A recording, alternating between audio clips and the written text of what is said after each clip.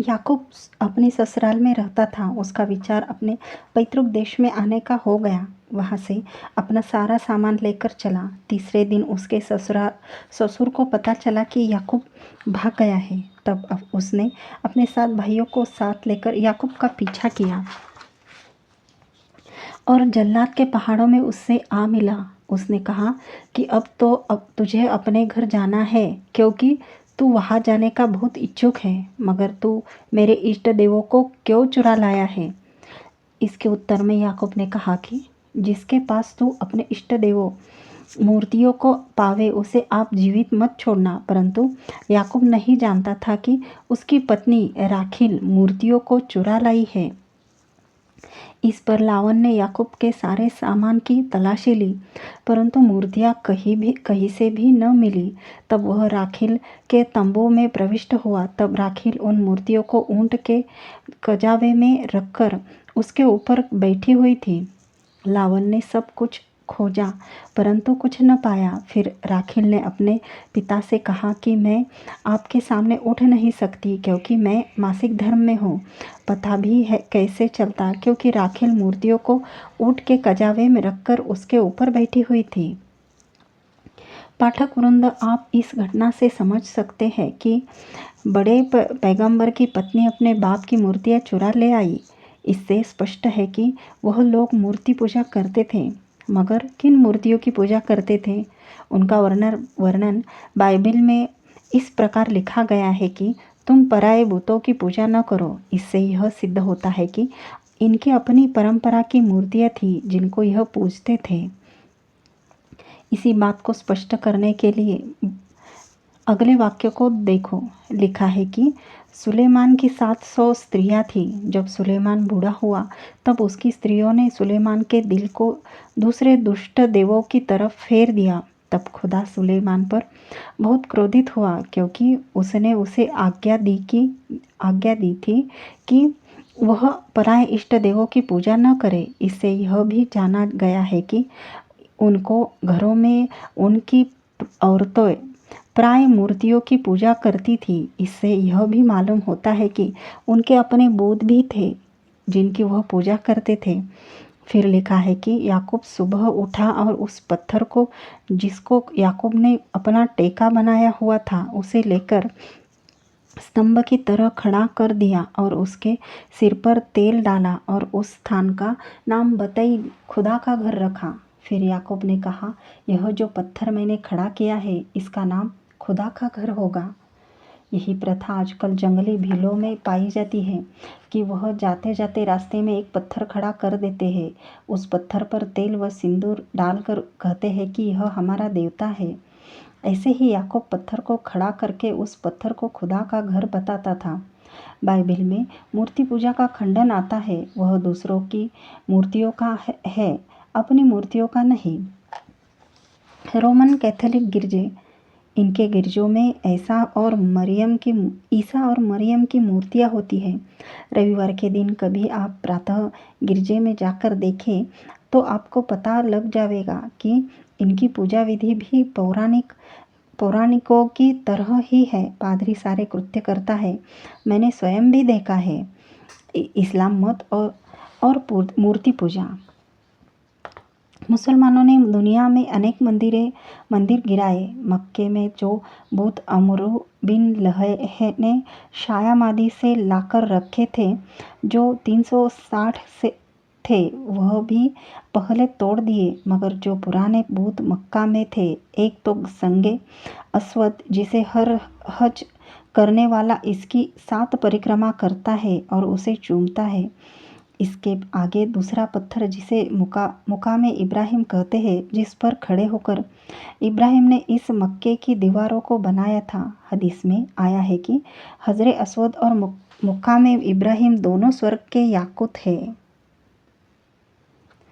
यह पत्थर हजरत मोहम्मद की जाति के देवता मालूम होते हैं, इसीलिए इनको नहीं तोड़ा। अबू ताहिर करमती ने इस हजरे अस्वद को तोड़ दिया था और अपने साथ ले गया था। बहुत रुपया देने पर भी उसको न दिया। फिर उसके लड़के से बहुत धन देकर लिया। अर्थात इसमें सातों सितारों की मूर्तियाँ थी। उसमें चाँद की मूर्ति बहुत सुंदर थी, इसीलिए उसको महकहा कहते थे, अर्थात चाँद का मंदिर। अधिक प्रयोग से महाकहा का महका और महका का मक्का हो गया और दोनों बुत उसमें ही रहे। यह बुत मुसलमानों को नज़र नहीं आते, इनकी परिक्रमा करते चले आ रहे हैं और यही हज की विशेष रस्म है। यह तो हुई पत्थर पूजा। अब आगे कब्र पूजा को देखिए। कब्र पूजा। हज़रत मोहम्मद ने एक आदेश दिया कि मन हज्जल बेता बा लमय जुर्ती फ़कद जफ़ानी, जिसने काबा का हज किया और मेरी जियारत दर्शन न की, उसने जुल्म किया। लोगों ने पूछा, या हजरत, अब जब आप मृत्यु को प्राप्त हो जाएंगे तो फिर आपकी जियारत कैसे करेंगे? तो आपने फरमाया, मन जारा कब्री माता मोती के अन्नम्मा जारनी फिलहायाती, जिसने मेरे मरने के पीछे मेरी कब्र की जियारत की, उसके लिए ऐसा है कि उसने मेरी जियारत दर्शन की। मेरी ज़िंदगी में ही किए गए इस हदीस में अपनी कब्र की जियारत को ऐसा बता रहे हैं कि मेरी कब्र की जियारत ऐसी है जैसे उसने मेरी ज़िंदगी में जियारत दर्शन की। इससे स्पष्ट है कि हज़रत मोहम्मद साहिब ने अपनी कब्र को ही मूर्ति बना दिया और कब्र के दर्शन हर हाजी के लिए लाजिम अनिवार्य कर दिए। इसमें भी मुसलमानों की मूर्ति पूजा की गंध नज़र नहीं आती। अब कब्र के दर्शन जीवित मनुष्य के सदृश है, अब तो उसके दर्शन अनिवार्य है, तो और मूर्ति पूजा क्या होती है? हज़रत मोहम्मद ने यह नहीं कहा कि मेरे मरने के बाद मेरे आदेश और सिद्धांत ही मेरे दर्शन है, अपितु यह कहा कि मेरी कब्र ही मेरी जीवित आकृति के सदृश है। मूर्ति पूजा व प्रतीक पूजा दोनों ही त्याज्य हैं। इसके अतिरिक्त मुसलमानों ने मक्का की मस्जिद को परमात्मा की भक्ति के लिए प्रतीक बना रखा है। मूर्ति पूजा हो या प्रतीक पूजा हो, यह दोनों ही ईश्वर की उपासना के साथ साधन नहीं हो सकते, अपितु बाधक हैं। इस प्रतीक पूजा का कुरान में इस प्रकार वर्णन किया है। फला नवल्ले यन्नका किब्लतन तरजाहा फवल्ले बजहका शतरल्म सजदू लहराम। निसंदेह हम फेर देंगे हम आपको उस बिबला की तरफ जिसे आप चाहते हैं, तो अब फेर लो अपना मुँह मुक़द्दिस से। नमाज के वक्त मस्जिद हराम मक्के की तरफ पास। अब इस आयत को आप दार्शनिक दृष्टि से देखें कि इबादत भक्ति लिए किसी मकान की तरफ मुँह करके भक्ति करना यह ही प्रतीक पूजा है। भक्ति को एक मकान के साथ सीमित कर देना खुदा की शान से दूर है। जिस प्रकार सर्वव्यापक सत्ता की मूर्ति नहीं बन सकती, उसी तरह कोई मकान भी उसके लिए प्रतीक नहीं बन सकता है। बुत परस्त मूर्ति की प्रतीक इब्राहिम वाले मकान को खुदा की इबादत का माध्यम बनाते हैं। यही प्रतीक पूजा है कि खुदा की भक्ति को किस मकान के साथ सीमित कर देना। अब देखिए कि यदि मुसलमान मक्का की तरफ मुँह न करके हिमालय पहाड़ की तरफ मुँह करके नमाज पढ़े, तो क्या उनकी यह नमाज खुदा की भक्ति के लिए ठीक मानी जाएगी?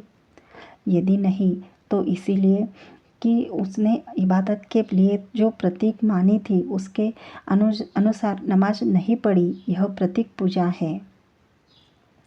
जो भगवान की पूजा करने में मूर्ति पूजा प्रतिनिधित्व स्वरूप है। इसीलिए ऋषि दयानंद ने कहा कि मुसलमान डबल मूर्ति पूजक है। मुसलमान कहते हैं कि यह दोनों पत्थर हजरे अस्वद और मुकामे इब्राहिम बहिश्ती पत्थर है। मैं कल ही एक मुस्लिम इतिहास पढ़ रहा था, जिसमें लिखा है कि मूर्ति पूजकों ने कहा है कि यह हमारा देवता स्वर्ग से आया हुआ है। हम कहते हैं कि आपके कल्पित स्वर्ग से लाए गए पत्थर क्या पूजा के योग्य हो जाते हैं? कि उसकी 7 परिक्रमा की जावे और उसे चूमा जाए। पत्थरों, भूतों तथा पहाड़ों के संबंध में मुस्लिम मान्यता की विचित्र धारणा।